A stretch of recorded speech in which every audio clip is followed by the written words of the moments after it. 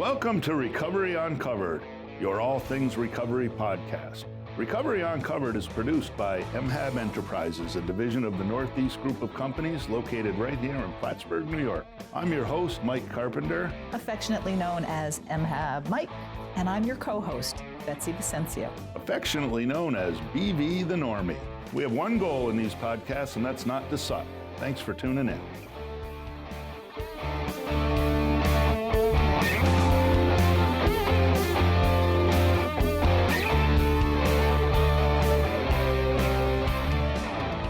Welcome to our podcast. This is episode 11,198, and let me preface this by saying it doesn't mean it's our 11,000th episode. It's just a fun name that we used, and maybe you'll be able to figure out why we used that. Part of your super secret message. My name is Mike Carpenter, also known as MHAB Mike.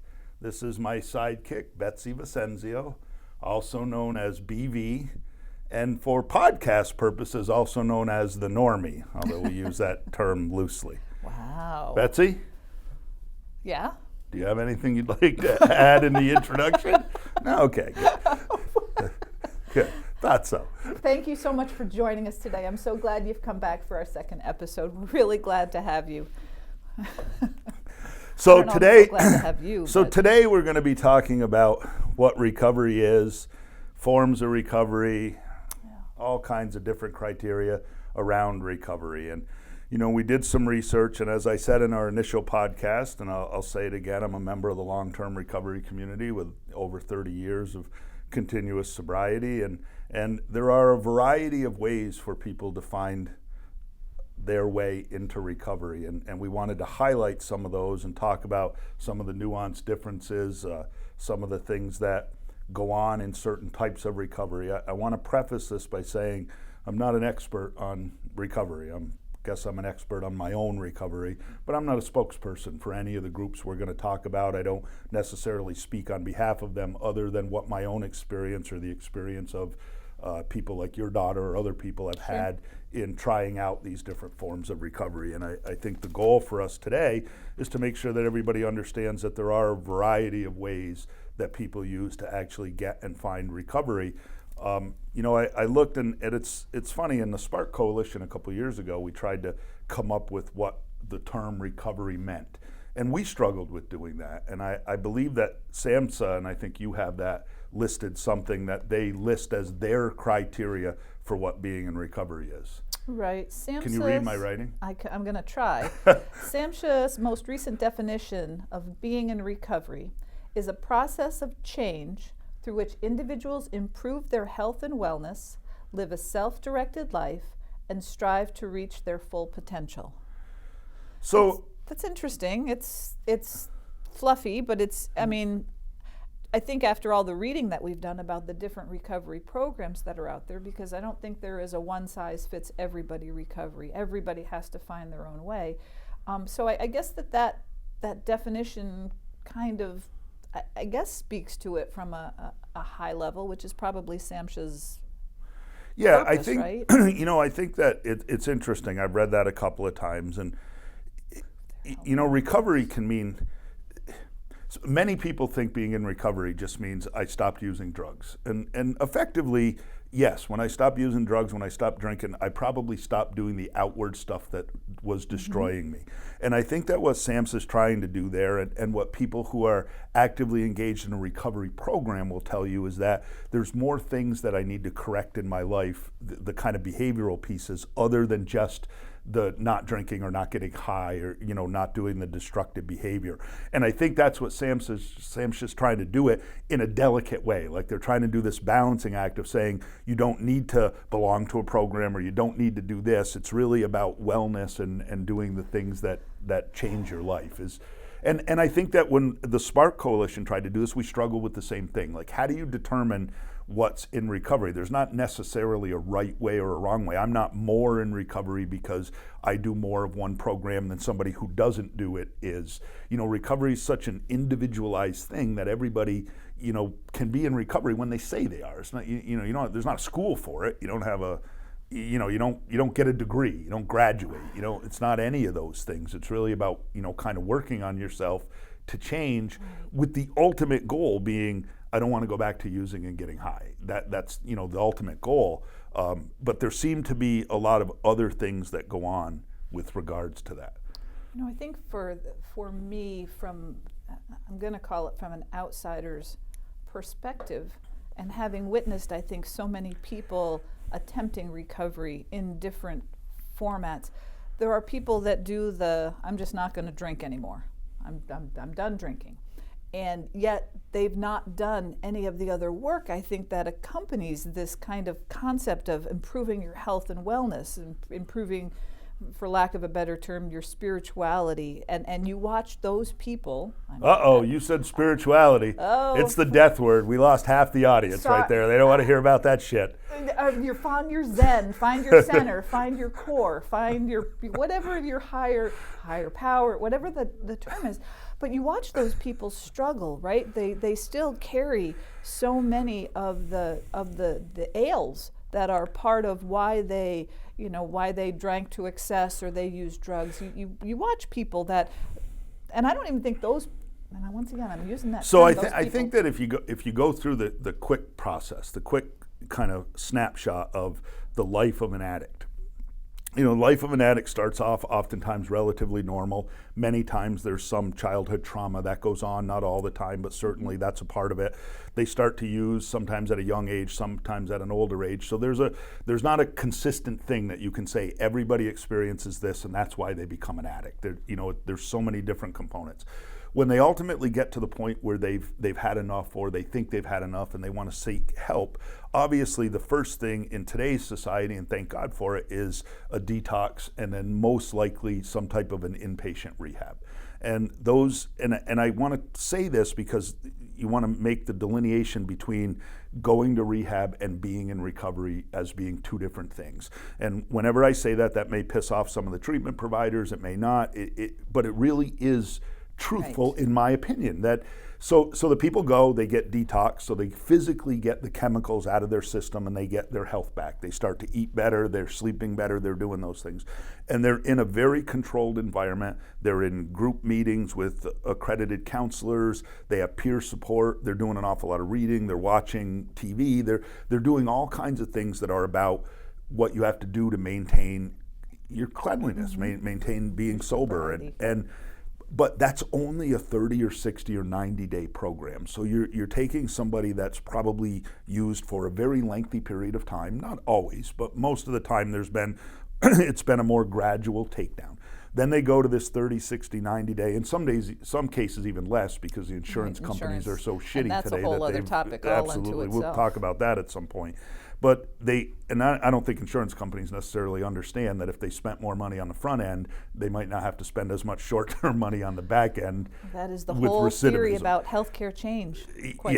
If you're looking at results as opposed to just treatment, you wind up with better results. But we'll do that at a later one. We won't get into that one today.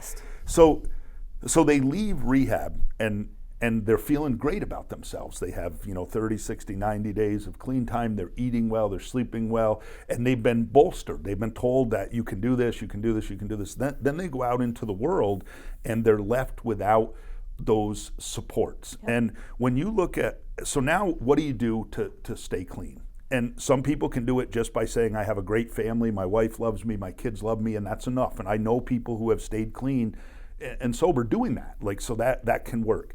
The majority of people need to find some type of a human connection with other people, and that is where self-help groups come in. And call them self-help, call them mutual help, call them whatever you want. And obviously the big one on the block is Alcoholics Anonymous. They were effectively the first one that came around, and from Alcoholics Anonymous came all other types of 12-step programs, for which at the last count that I could find, there are 40 different offshoots of 12-step programs that are using the 12 steps with some nuanced difference. They change some of the wording around for whatever their effective ill is. And 15 of those deal directly with substances, like every specific substance, not everyone, but many of the kind of designer substances, marijuana, heroin, cocaine, they have their own 12-step program just for them, on top of Narcotics Anonymous being one. And then you have 25, I believe, offshoots that are not even substance use related, that are... Are you speaking about like Overeaters Anonymous? What was there, Gamblers? There's overeaters, there's gamblers, there's debtors, there's Spenders Anonymous, Spenders there's Anonymous, Families I read about. Anonymous. Like there's, so what's happened is you have all of these kind of people who have recognized that I struggle with something, and it appears that this 12-step way of life, which really is what it is, has helped these other people. Maybe it can work for us. And it has a good success rate, but it has a good success rate only for people that apply themselves to it. The funny thing about 12-step programs is there aren't rules. There aren't necessarily, you don't have to do this, you don't have to make sure you go to a certain number of meetings. Well, there's not a governing body. No governing body. There's no entity that says this is the way to do this, but they do have guiding principles, right? Yeah, I mean, they live by traditions, but it's a very loose-knit, very democratic society. Like if you're a member when you say you are, the only requirement is a desire to stop doing whatever it is that the ill that affects you is. Like if it's alcohol, the only requirement is a desire to stop drinking. If it's Narcotics Anonymous, the only requirement is a desire to stop using. Like they all have a very general kind of low bar for admittance. Like somebody can't throw somebody out. You don't expel people. You don't get ostracized from the group. Those things don't happen. And the issue at the core of 12-step programs is the spiritual growth. And the funny thing about that is that seems to be the part. How come you can say spiritual and like it's not like Well, because I'm a voodoo. member and I'm spiritual, and you're not a member and you're probably not spiritual. Whoa, that's the reason why. That's hard. I don't think you know anything about my spirituality. Oh, I think I know an awful lot about you. I don't think you know anything about my spirituality. So let's talk about that in terms of. And again, I'm not speaking on behalf of any 12-step program or all of them collectively. I'm just giving my own personal experience as having been a member of one or more of those for many years. And there is, in the way the steps are written, some push toward a spiritual life. And for whatever reason, addicts have a very strong opinion about the spiritual world and how that works, if it can't work. And so there's an awful lot of division sometimes in those programs with regards to that. And so I think what happened is for many years, people who were non-believers, atheists, whatever the case is, were looking for something that they felt could work for them, not necessarily having to do it the 12-step way that was founded many, many years ago. And so you've now come to get all of these different offshoots that don't have anything to do with 12-step programs, aren't like them at all. But the funny thing about them, in my research and my experience, is that they almost all, still preach the connectivity piece. They still preach the support piece, whether it's guided group meetings, guided phone calls, whatever the case is. They all live in that premise of, in order to be healthy in recovery, you have to surround yourself with like-minded people who think like you, who can help you in those dark times. And I think as I try to figure out why that happens, using drugs is such a hard thing for anybody to be able to figure out. They call it a brain disease. There are a lot of things, and why people go back to it after many years of continuous sobriety and having a great life is still the great, conundrum. And why is it that people return to this? And oftentimes in 12-step worlds, they say, well, the person stopped attending meetings, which are, probably the preeminent thing that everybody does in the 12-step world. But there's usually a lot of other things that go on. And in the world of relapse, the feeling of people like me, or me in general, is that when somebody ultimately uses again, they probably have, if they've been clean for a period of time, not somebody that was sober for a week, but if you've strung together a few months, a few years, and then you go back to using, typically when you come back into recovery, you can look back and see where that started. Like, it didn't just happen one day. You didn't just wake up one day and go, oh, never mind, I'm going to get high. Yeah.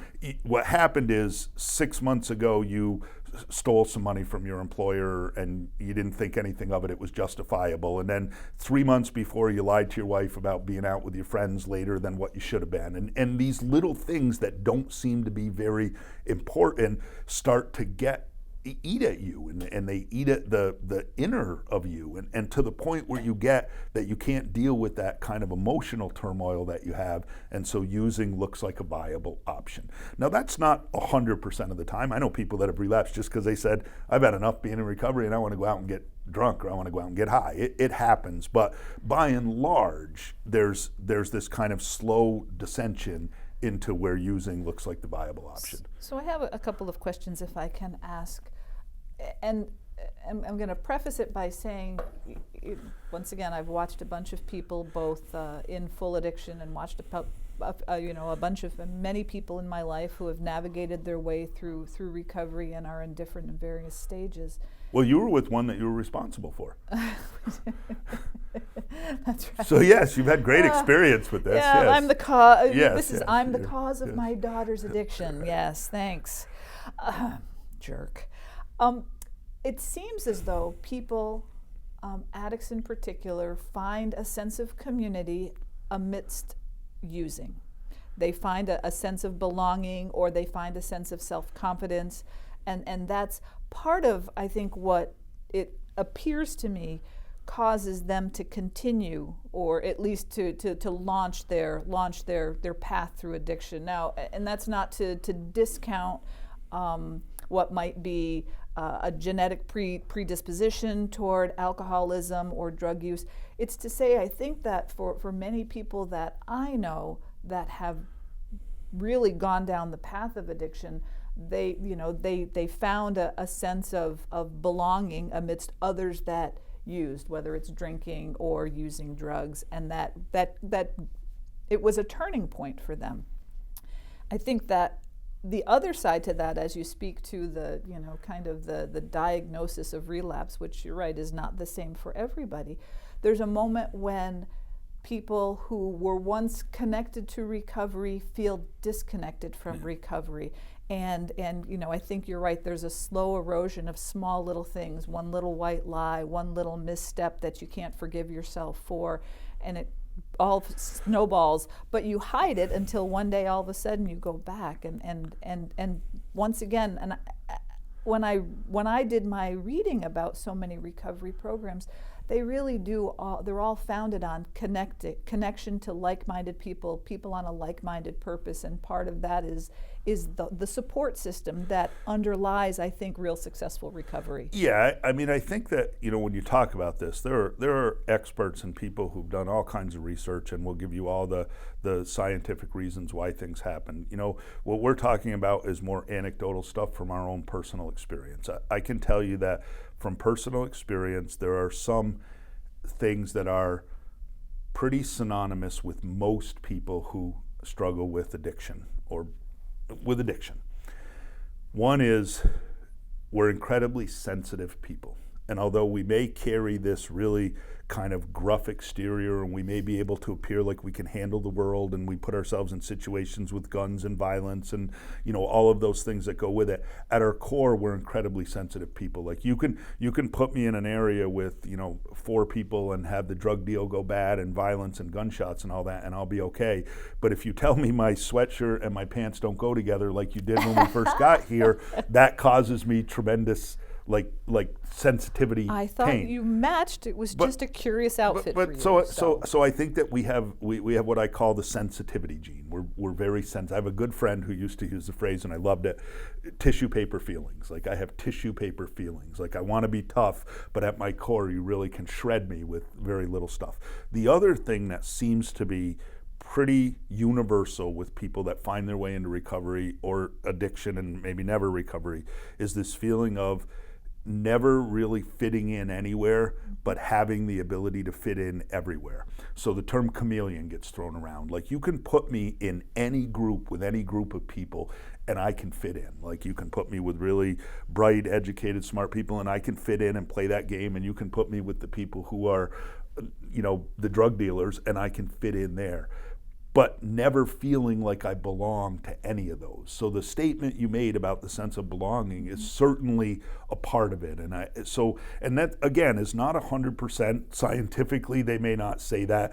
That's just anecdotal stuff from me being in recovery for so long and watching people do this for such a long period of time, that I think those things are pretty prevalent. Along with, and we should never downplay it, the whole trauma piece. Sure. The childhood trauma piece plays a huge part in addiction for an awful lot of people. Not everybody, but it just does. And the funny thing is, trauma is another one of those elusive things, because trauma for one person may be they had to be physically abused for 12 years.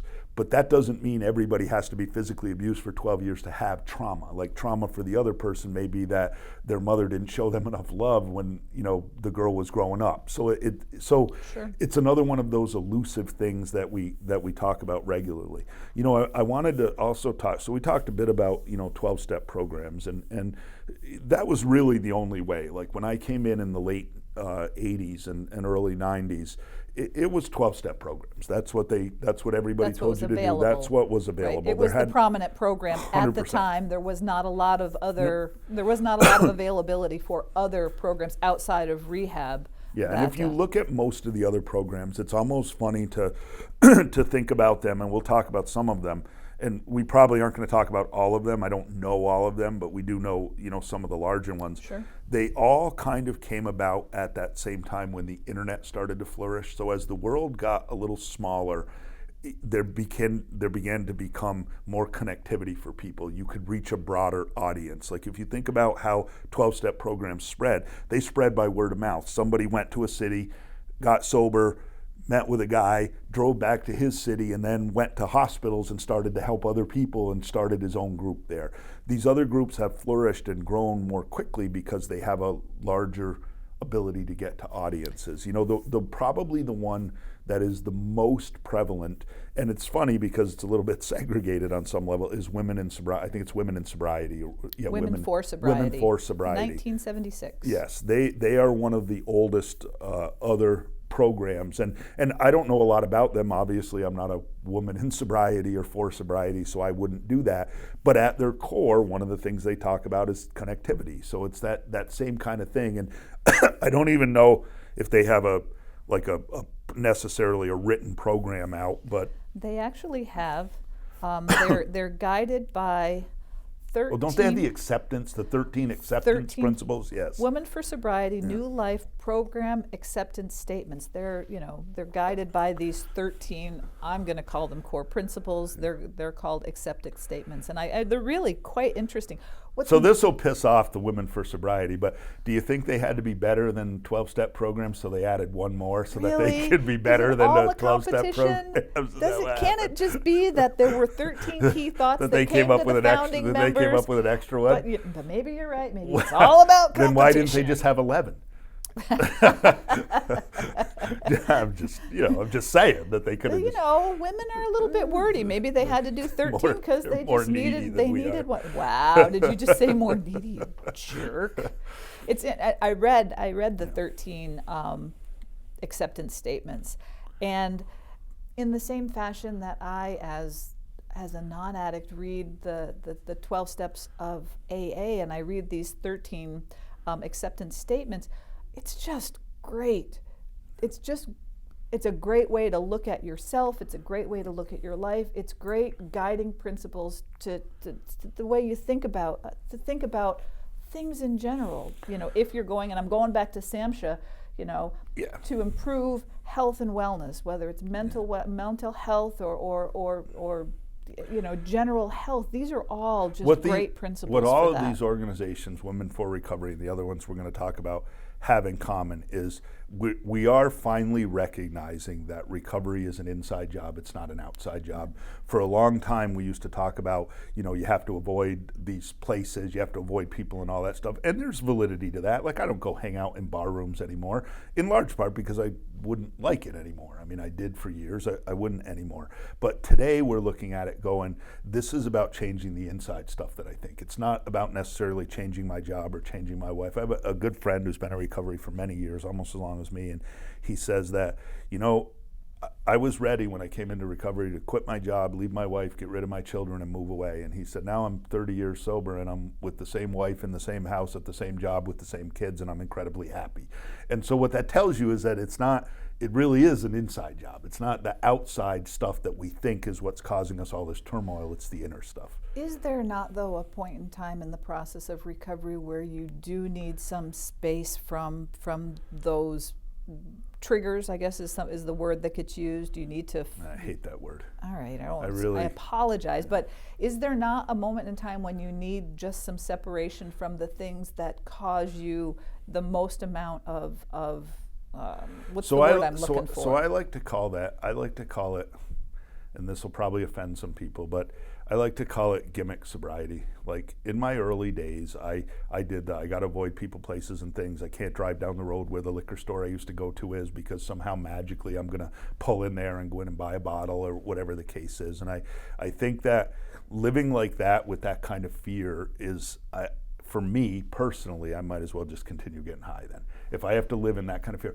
Now that doesn't mean early on that we shouldn't do the sure the seems things. Like common sense. You want to find, you got to reset but your I think, habits, don't you? I think that if that's, you go back to what I'm trying to explain, that if that's the stuff that you change and you don't focus on the inside stuff, you ultimately don't feel good enough to continue that change. So yes, there's some common sense and common logic. Like, I didn't go to bars in my early days because I bought into the idea that if I go to bars, I'm probably going to drink.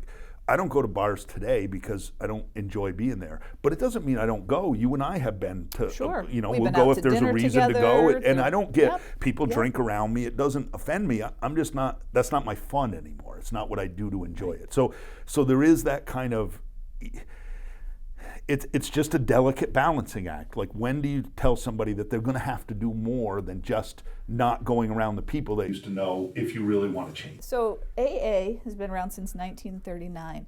Was there a time when AA was exclusively like a men's only? At what point did they, I guess my question is, do you know when AA invited women into the... So as much history as you get, it's actually 1935, and as much history as you can find for AA, it was never an exclusive organization. Although back in those days, it was, I don't think that alcoholism was more prevalent in men than it was women necessarily. I don't think that's fair to say. It's just that the family structure was different. The women were typically more stay-at-home, men were out. So it was just more men that were in search of this. I forget, it's an interesting question. I used to know, I'll have to go back and find out who the first woman in recovery was. I believe it was the early 40s, but I don't know that. But we'll go back and find that out because I've read the history. And you have to remember that AA was a very loose-knit organization for a long time. So finding history on them is the first 15 years, it was just a few guys, kind of, oh, here's what we're doing. Like they did, we're holding together our sobriety. So the history is kind of written from, what we kind of remember from back then. But that is an interesting question. It was however, in the early days of AA, at least my history says that the men would meet in somebody's house and the women, the wives, would typically come with them and meet in the other room. So whether that was the beginning of Al-Anon or not, it kind of was probably unceremoniously the beginning of Al-Anon. That was starting to happen. So the men would go meet over here, and then the women would stay, go in the kitchen and meet, or go in the other room and meet. So from a point in time, AA, the AA programs, 12-step programs, kind of foundationally the start of recovery programming. Do you think then, secondarily, this Women for Sobriety kind of in history becomes kind of the next defining program that's really gotten some legs and evolved and stayed true for the past, 45 years? Yeah, I don't, it would be hard for me to envision in my and your lifetime, because we're old, that somebody's going to knock 12-step programs off the perch of being kind of the preeminent mode of recovery. But certainly these other organizations, if you've been around since 1976 and you have women that have been sober for that period of time, that's terrific. That means that what they're doing is working. And I think for people like me, I look at it and go, whatever's working for you to have a better life is what should work. You know, I have ways that work for me, but I don't promote that to people. I just say, here's what I did. If you like my life and think you want to try it, I'll help you figure out how to do it. But if something else works for you, I think that's great. And, you know, Women for Recovery is probably the oldest one, or the oldest one I could find. I think the one that's probably most out there as another one is Smart Recovery. You know, Smart has been, they've not been around necessarily that long, but they have a fairly good sized following across the nation, and they may even be international at this point. And their premise is very much the same. They have groups, they have, you know, weekly check-in meetings, they have that kind of stuff, but it's a 4-point program that talks about, you know, wellness and things like that. And the interesting piece that you see out of Smart Recovery is they're not anti-spirituality, but they certainly don't promote it. It's There's much more of a in there. There's nothing in any of their founding principles that makes reference to spirituality, God, higher power. Right. And I think that our notes say that Smart's been around 25 years and started in Cleveland, Ohio. Right. But it is still it's a recovery community. Right. It's still about connection. It's still about like-minded people on a like-minded path and mission. Yeah. Do you want? I wrote about their 4-point plan. Do you want to hear about them? Sure. Sure. Yeah. So it's a self-management. So Smart self-management and recovery training. Did you know that? I did know that. I didn't. I was happy to learn that. Of course I knew that. Of course you did, because you know, smart like aardvark. The 4-point plan: 1, obtaining and maintaining motivation. Number 2, learning to manage urges. 3, handling emotions, thoughts, and behavior. And 4, finding and striking balance in life. Those are their 4 points. And if you think about it, you know, you can lump all of these together, and if you threw them all into a bowl and kind of came up with what they all are, at their core, they continue to talk about connectivity and making internal changes to become a better human being. Like they all talk about that. You know, some, like Smart, spend a little more time talking about you know, urges and things like that than what a 12-step program does. A 12-step program will talk much more about doing the work, and that will take care of the urges, and there's probably not a right or wrong way. It's different for everybody. Sure. So yes, Smart seems to have a pretty good success rate and a pretty good size following.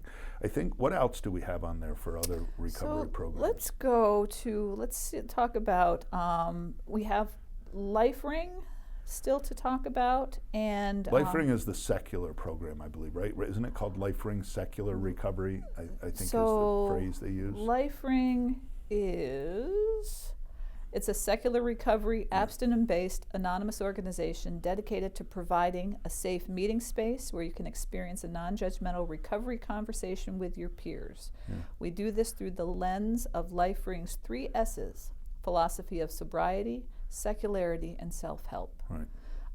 That and the other one was another secular organization, was SOS. Did you I did, read yes, a little bit about yeah, SOS? I did.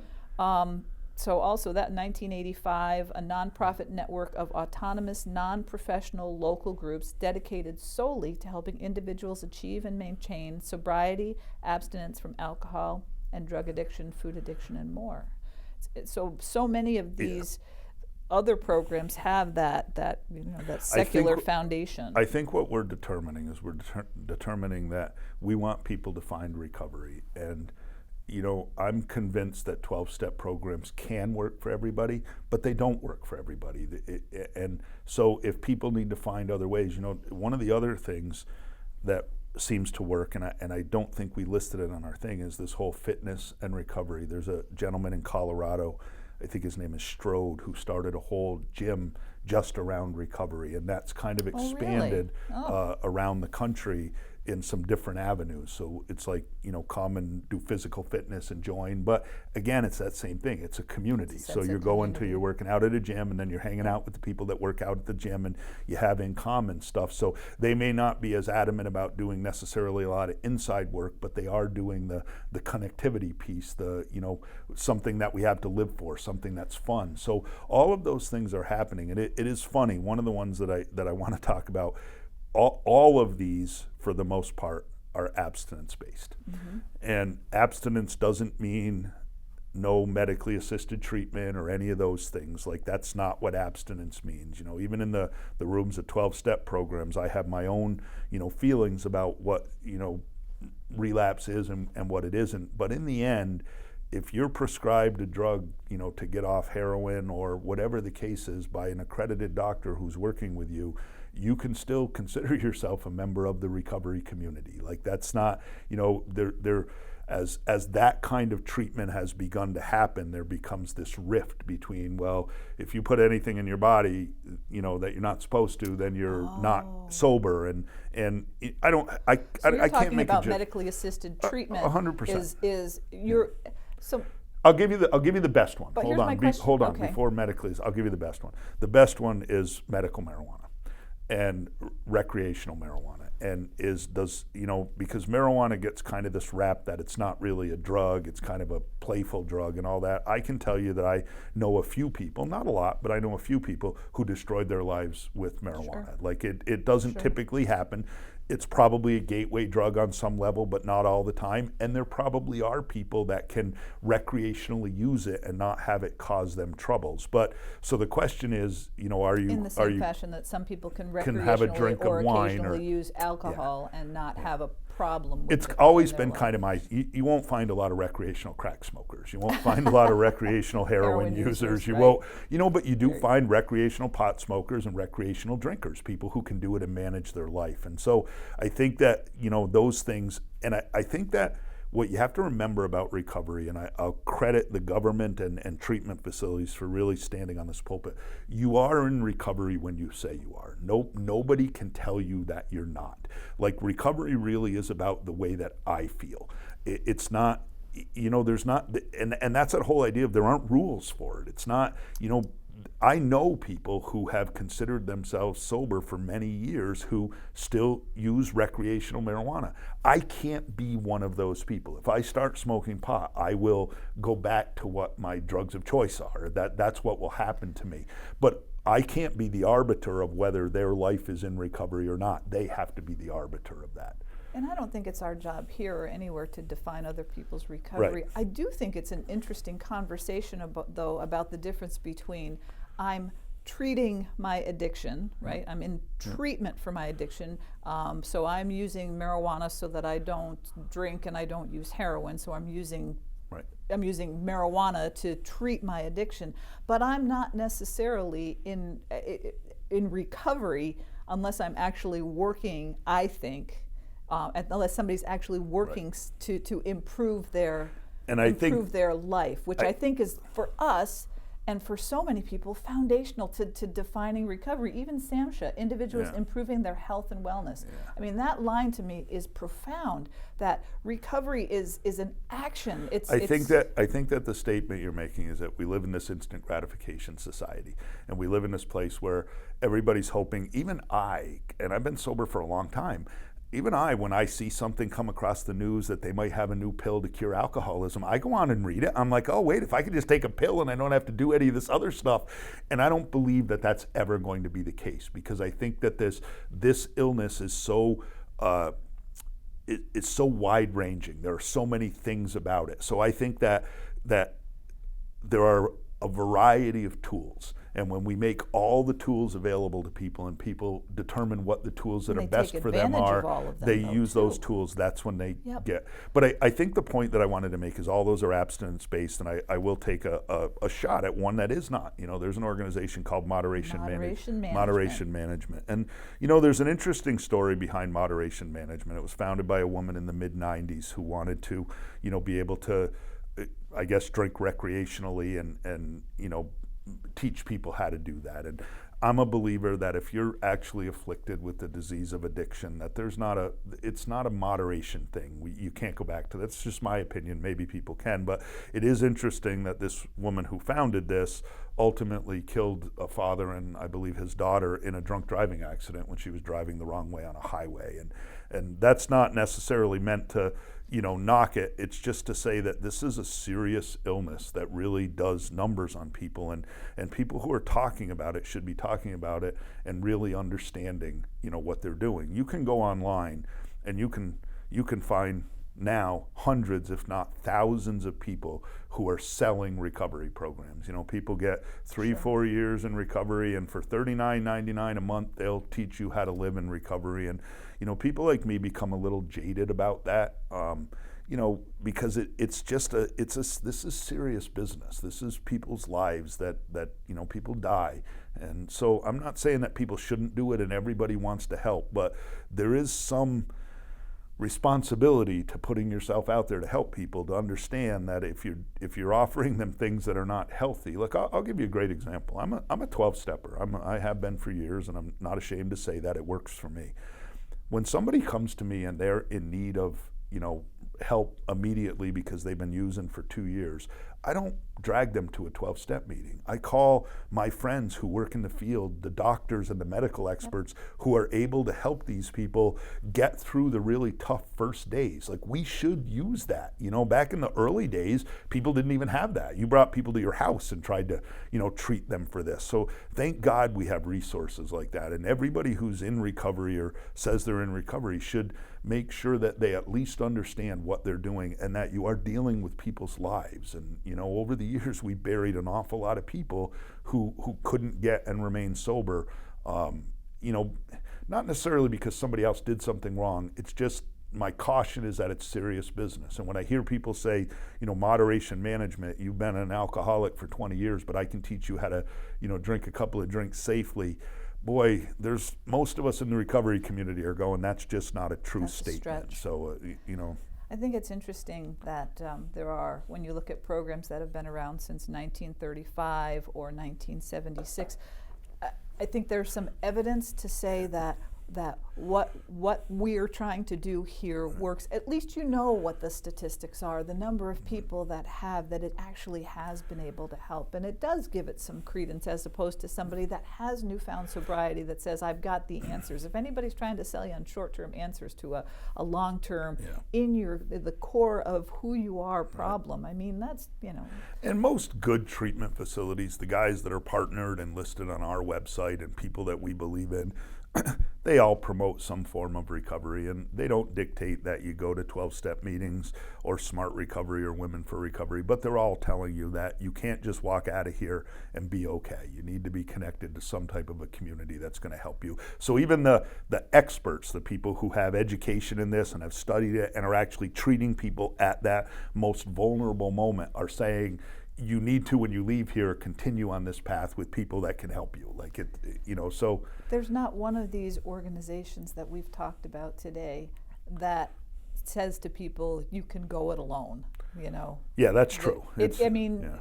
Like or dislike any of the tenets of these programs, they are all saying you have to be connected. And I think you continue to speak to that, and I think it's such an essential part for anybody's recovery in any method, is that they're connected to people, like-minded people on a like-minded path to a like-minded solution. And there are a few out there that do that we didn't talk about today. And again, you can't talk about all of them. There's hundreds or maybe even thousands of them. But there are a few out there that do look at it from, you can do this alone. And I guess for me, I look at it and go,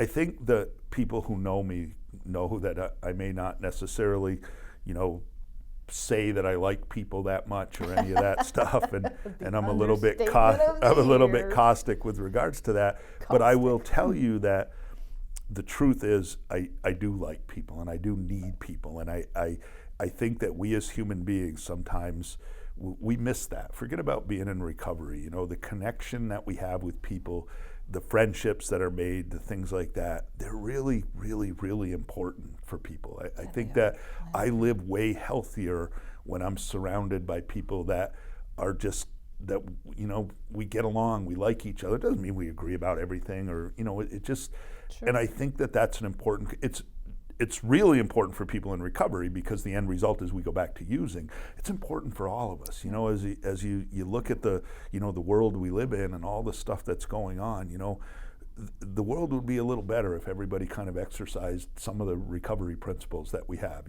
Love and tolerance is our code. Like, how can I be helpful to somebody as opposed to getting what I want? How can I be less selfish and, more helpful? And, so yes, I think that we all can learn a great deal from, the recovery movement, with the understanding that for people in recovery, it's not like, oh, I get to learn to be better. It's that if I don't do this, I probably am going to return to my lifestyle and ultimately may die of this. So I think that that's an important component to remember. I love it that you said that the whole world would do better to just adopt some of the principles. And I'm taken by of the 12 traditions, not the 12 principles, but the 12 traditions of Alcoholics Anonymous. The first one says, our common welfare should come first. Personal recovery depends on unity, on the program's unity, and that, that one statement, and we embrace that in our day job. We embrace that as members of our community. We embrace that with MHAB. We are only as strong as the weakest link in our organization. We are only as strong as the weakest link in our community. And if we're not doing whatever we can to raise those people up, our community can only be so great, whether it's a recovery community, whether it's a living community, a workplace community. We are only as strong as our weakest link, and I love it that plays into that. So thanks for talking about that. Do we have anybody else listed on there that we wanted to talk about? The ones that are here that we haven't talked about, there's something called Lucid app. I did not read anything about that. So one of the things that you're learning and is that, again, this goes back to the internet and the app stores and those types of things, is there are all these kinds of places that are offering kind of connectivity. We have it on our website. MHAB.org has a link to Champlain Valley Family Center's Recovery Center that you can go on and electronically talk to a peer recovery coach. Absolutely. So so we could probably list hundreds of these that are kind of those same types of things where somebody or some group of people started something. There's one called Sobriety Engine. That's a huge organization, or at least what you see online looks like they're a huge organization, and it's kind of a guided recovery, and it's more meetings and online meetings and forums and question and answer and things like that. So I think that there's a ton of these that are there designed for this, and I think. Did you have something you wanted to add? Yeah. Well, the only other one that came along that's also a non-spiritual one that you have on your notes is rational recovery. I didn't read about that. What do you know about that? Rational recovery's been around a long time. It's interesting. Yeah. The last couple of times that I looked at their site has been down and listed for under construction, and they're kind of a loose-knit organization that uses a thing. I think it's called AVRT, Advanced Voice Recognition Technique. Addictive voice recognition technique. And it's designed to get you to talk to change your inner voice or something. And it's a book. I actually have the book. I bought it years ago and read it. And it's an interesting take. The guy who founded it, I believe, is a psychiatrist or a psychologist that's also in recovery, and started this as kind of and originally what you could find out about them is they were kind of the anti-spiritual other recovery movement, and but they've had some growth over the years. I really don't know what's happened with the organization. Like I said, when I checked their website, it continues to say website under construction. So spirituality's gotten a bad rap over the years a little bit. I think that religion can be a little bit divisive, and it's unfortunate. I do like that so many of these programs find language that allows you to stretch your idea or your thought of spirituality or God or higher power to a place that I think can be all accepting. And I think, you can correct me if I'm wrong, I think that's what they really intend. I mean, I think I'm not a religious guy on any level, but I think that most religions kind of at their core preach the same thing. It's be good to other people, help out where you can. Like it's not. We get caught up in a lot of this, was Jesus the Son of God, or people get caught up and want to argue those really specific things. But at their core, religious people are typically, good people who try to help out in society where they can. So they want to be part of a community of like-minded people doing things to make their world a better place. Right. If you think about it, people who go to church, many of them go to church for the community part of it. They get to see other people that they're like, and so I think that it's funny. We treaded lightly on that today, and it's been a huge debate for a long time in all of society about, what God is, what God isn't, what's spiritual, what's not spiritual. I think you experienced that with a lot of people in early recovery. I mean, you work with so many people that, and I don't know whether it's real or contrived that they get very anxious about any program that really kind of puts in the forefront God or spirituality. Yep. I think that's a real sticking point for so many people. But at their core, people who are addicts typically aren't good rule followers. We're not good at, living by what society says. We're kind of anti-authoritarian, and when you throw that God thing in, there always seems to be a little bit of, well, who's he to be my authority? Yeah, Like I want to, live my own life. He's not the boss of me. So it's it's an interesting thing. So that's kind of our take on the recovery programs that are out there. I want to wrap this up by saying that the recovery center that's located at the MHAB campus is called the All Pathways to Recovery. So we really do embrace All Ways to Recovery. No, it's All Pathways, I believe. All Ways to Recovery Center. Is it All Ways or All Path? All Ways to Recovery. ALLWAYS. Edit that then. I thought it was all pathways. Might be always. It's okay. Why don't you just start over again instead of wrap up? Yeah. Okay. So I'd like to wrap up with saying we talked about the different ways there are to recovery, and in fact the MHAB campus houses the All Ways to Recovery Center, which is a Champlain Valley Family Center offshoot. And they promote all avenues to recovery, and they promote the entire essence of what we've been talking about: connection, finding like-minded people, wanting to find their path to recovery. If you go in their place, just their bookshelves has every program that we talked about, I believe, or pretty close, has their book or their literature available for people to read. So we're trying to be as open and embrace as much of this as we can, and they host some different 12-step meetings. They host some non-12-step meetings. They do it's a drop-in community center, so you can show up at the You don't even need to be in recovery. You can just come. You can be a parent of a kid who's struggling. You can come in and ask questions. Like, that's the part of this that, when you think about what we're really trying to do, we're trying to normalize addiction and recovery. We're trying to make sure that the stigma goes away, which is the big catchphrase right now. But we're really trying just to normalize it and make people realize that people who are addicts are not necessarily bad people, although oftentimes they do really bad things. They're not bad people,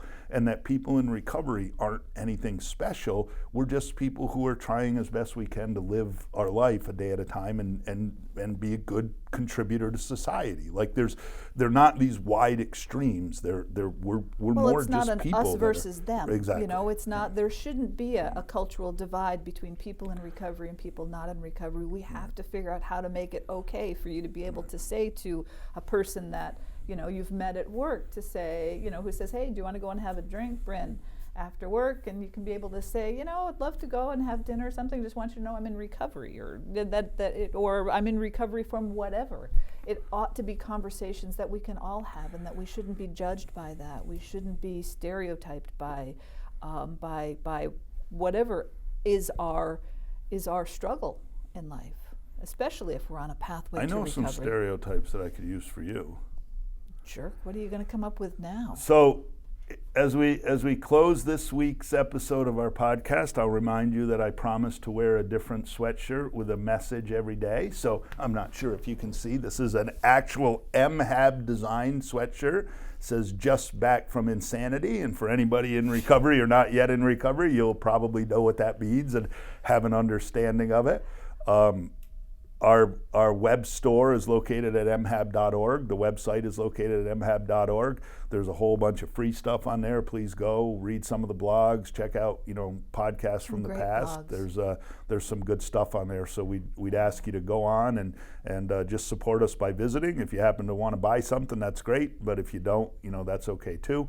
Our next podcast will be, and I'm very excited about it, featuring the one and only Assemblyman, New York State Assemblyman Billy Jones. Billy Jones will be here, and He'll be here, live. We will be talking about the governor's bill that Billy was hugely responsible for He was a sponsor of a that sponsor bill. of the bill for And tax sponsor of that incentive. bill based on your, to- your I urging had and a your little bit of play. conversation with him. It was a We'll big be deal. talking about that bill. We'll be talking about what else Billy does for people in recovery and the addiction community, and he's been a huge asset. And on top of that, he's a ton of fun. And so He's a good man. next He the really next is. one should be a good time. And so that's what we're going to talk about next week or 2 weeks from now, and We will. then we'll plan on some other ones in the future. We'll have some other fun things to talk about here at, what's our podcast name?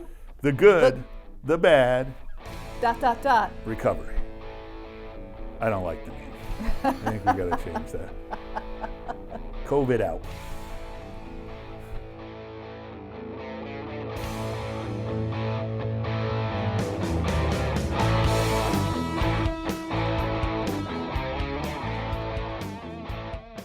Thanks for joining us today at Recovery Uncovered. No matter where you are in your recovery journey, or if you're supporting the recovery journey of a loved one, just know today is the first day of the rest of your life. Visit our website at mhab.org. And if you want to become an old-timer in recovery, don't use and don't die. This has been Recovery Uncovered.